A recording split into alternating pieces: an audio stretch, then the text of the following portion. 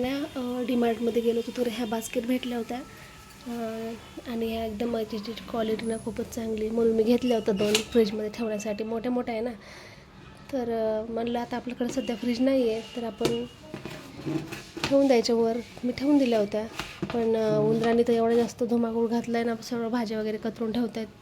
तर आता घासून ठेवल्या आणि त्याच्यामध्ये ठेवते मी. वांग्याची भाजी बनवणार आहे आपण मस्त.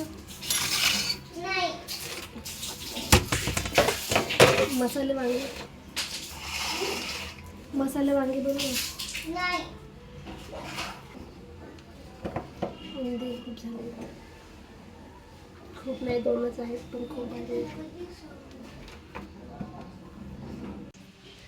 आणि एक उंदीर तर इकडे बसलाय, आत्ता उठलाय तो. ब्रश कुठे केलास का? शाळा आहे ना,